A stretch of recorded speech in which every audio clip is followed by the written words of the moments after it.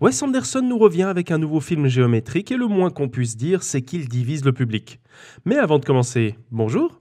Eh oui, ça fait longtemps qu'on ne s'est pas vu. J'ai terminé mon long séjour au Japon dont je vous avais parlé dans une vidéo annonce et je suis content de pouvoir vous retrouver à travers ces petites créations indépendantes. Je vous donnerai quelques nouvelles dans une prochaine vidéo et à la fin de celle-ci. Mais pour le moment, vu que l'actualité file et ne nous laisse jamais le temps, j'ai très envie de vous parler de l'ovni le mieux intégré du cinéma contemporain, Wes Anderson, et de son film Le Complot Phénicien comme l'ont si bien traduit nos amis québécois. Alors, le complot phénicien, et oui, je le nommerai tout le long ainsi, afin d'éviter les commentaires moqueurs relatifs à ma prononciation du titre non traduit de Phoenician Shem, est le dernier film en date de Wes Anderson, un réalisateur pour qui j'ai beaucoup d'affection pour 3 raisons. 1. Il a l'air gentil. 2. Je l'ai vu dans le vidéoclub parisien et il a une culture cinématographique complètement hors des sentiers battus qui ne dépasse jamais les années 2000. This is city streets. Hey, you! What do you know about this murder? 3.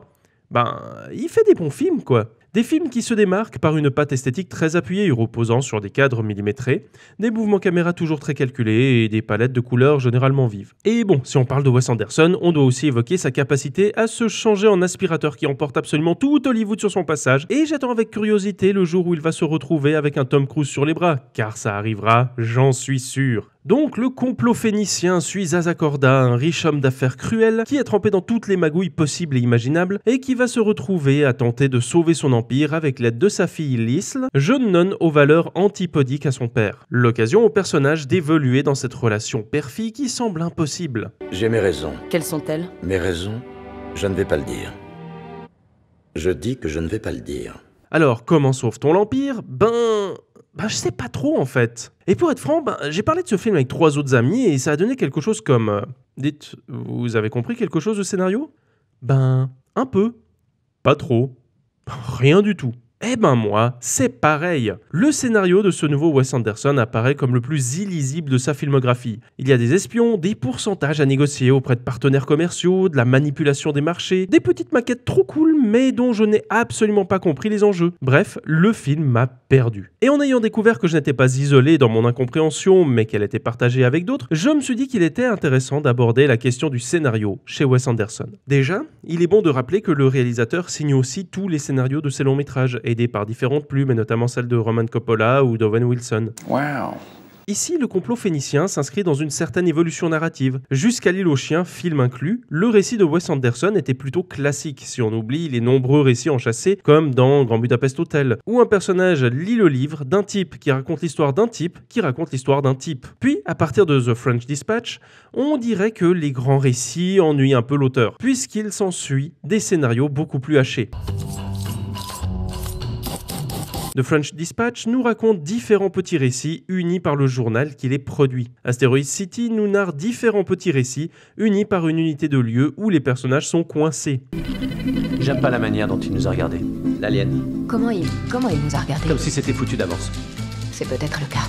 Et je dois mentionner aussi la sortie de 4 courts-métrages sur Netflix en 2023. Et donc le complot phénicien respecte cette tendance, tout en la trahissant en fait. C'est-à-dire que d'un côté, il va continuer à hacher son récit pour le changer en une succession de scénettes qui permettent de visiter cette galerie d'acteurs toujours sympathiques à retrouver dans l'univers de Wes Anderson. On commence par rendre visite au duo Tom Hanks-Bryan Cranston, puis on va chez Matthew Amalric, etc. Pourquoi tirez-vous sur mon plafond? Ceci est un braquage au nom de... Non, ça j'ai compris, je parle de mon plafond. Mais en même temps, toutes ces scènes sont articulées autour de notre duo de personnages principaux, et surtout autour de Benicio del Toro. Un acteur, que dis-je un acteur, une montagne de charisme. Sa seule présence entre une nonne et un entomologue suffit à créer un décalage comique et à le rendre sympathique malgré l'atroce personnage qu'il est censé être. Donc, un récit haché, mais dont le fil rouge est incarné par notre duo. Est-ce que ce constat suffit à rendre le film bon? À vrai dire, en sortant du film, je l'ai trouvé bien, puis je l'ai trouvé moyen, puis je l'ai retrouvé bien et même très bien.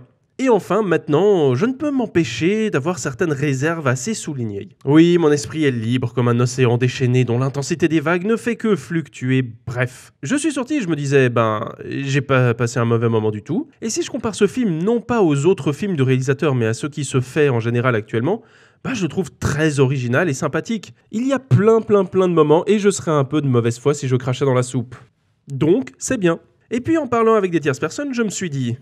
Ouais, bon, c'est vrai que le scénario, il est quand même pas mal éclaté et c'est difficile de le défendre, quoi. Donc c'est moyen. Et puis je me suis fait ces réflexions que je vous ai partagées, cette question de découpage du scénario. J'ai alors une hypothèse. Quand on voit le style de Wes Anderson, le réalisme est définitivement pas ce qui l'intéresse. On peut se dire la même chose du scénario. Le réalisme du scénario, voire même sa cohérence, ne l'intéresse finalement pas tant que ça. C'est comme si plus il avançait dans sa carrière, plus le scénario devenait qu'un support pour développer son thème et son style. Car même son thème, la relation père-fille, me semble parfois se laisser phagocyter par le style géométrique et millimétré du réalisateur.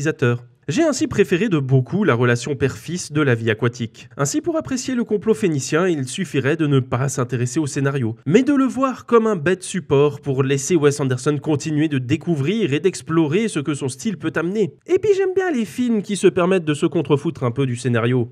Donc c'est très bien. J'ai une scène de nu, vous voulez la voir? Hein? J'ai dit oui. Vous n'avez rien dit du tout. Je voulais dire oui, mais ma bouche n'a pas parlé. Et en commençant à écrire cette vidéo, j'en étais à ce stade. Mais vous savez, si je dois être honnête maintenant, j'ai l'impression que je me trompe un peu. Sans doute que le scénario est plus important que ce que je vous dis aux yeux de Wes Anderson. Et je me suis dit cela pour plusieurs raisons. Déjà, à cause d'une scène, la scène d'introduction, où le père et la fille se rencontrent. Une scène en huis clos, qui dure des plombes, qui dure bien, je pense, une vingtaine de minutes, pour nous exposer plutôt très frontalement tout le scénario. Et lorsqu'on s'attarde à ce point sur les enjeux, c'est que le scénario n'est clairement pas quelque chose qu'on souhaite juste faire passer au second plan. De plus, il y a les coupes. Qu'est-ce que j'entends par là ? Je vais prendre l'exemple de Moonrise Kingdom. À un moment, notre personnage de jeune scout doit affronter d'autres jeunes scouts. L'occasion d'une scène de bagarre originale que Wes Anderson résume ainsi.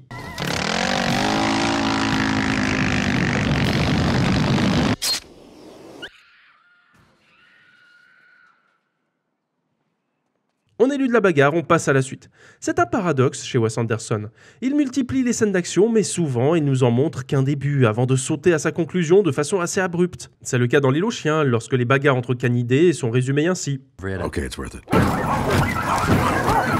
C'est le cas aussi dans Le Grand Budapest Hotel, où ce début de course-poursuite offre peut-être mon gag visuel préféré du réalisateur jusqu'à aujourd'hui.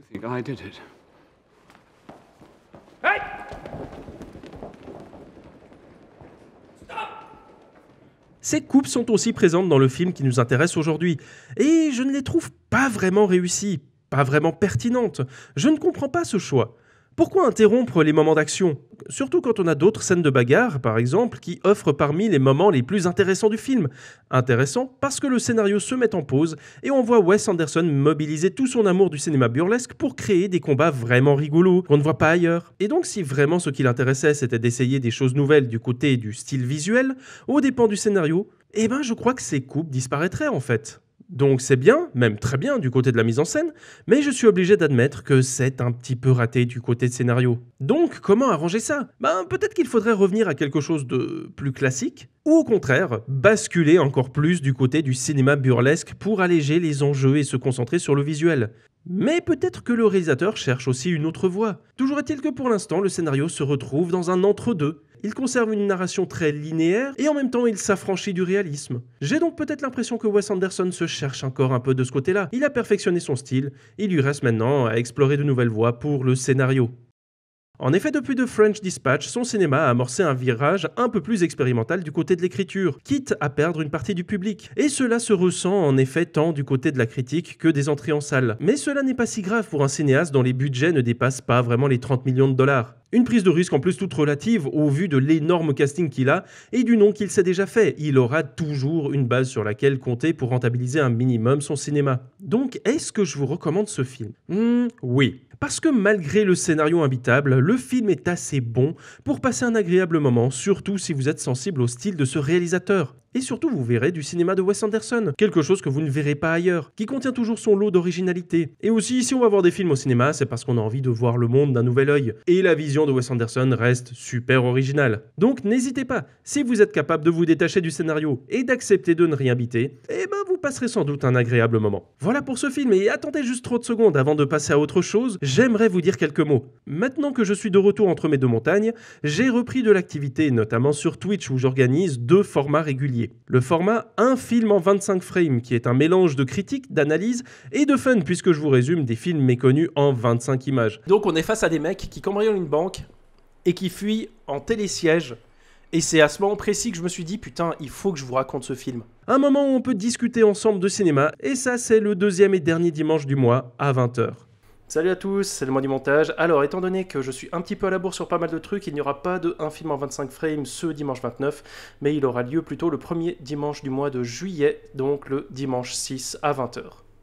A plus. Et puis j'organise aussi un quiz en live sur Twitch tous les vendredis à 20h aussi, via l'appli Kahoot. Il suffit de venir sur Twitch, de cliquer sur le lien que je vous partage, de participer au quiz, et le gagnant donne le thème du vendredi suivant. C'est quoi le titre québécois de ce film ? Est-ce que c'est ben non ? Est-ce que c'est pas moyen ? Est-ce que c'est 1-1 ? Est-ce que c'est non pas ? D'ailleurs, on en fait un ce soir sur le thème les films stylés donné par Alistair, le gagnant de la semaine dernière. Donc n'hésitez pas à venir, même si vous pensez que vous êtes nuls. Les questions sont aussi là pour qu'on s'amuse et qu'on passe un bon moment, ne vous inquiétez pas. Et ce soir, on parlera aussi évidemment de cette vidéo, donc n'hésitez pas à venir me dire ce que vous en avez pensé, si vous avez vu le film, bref, on est là pour discuter. Et si vous ratez le rendez-vous, je mets les VOD des quiz et des 25 frames sur cette chaîne de VOD à la seconde page. Donc n'hésitez pas à la suivre non plus. Voilà, à tout de suite ou à bientôt.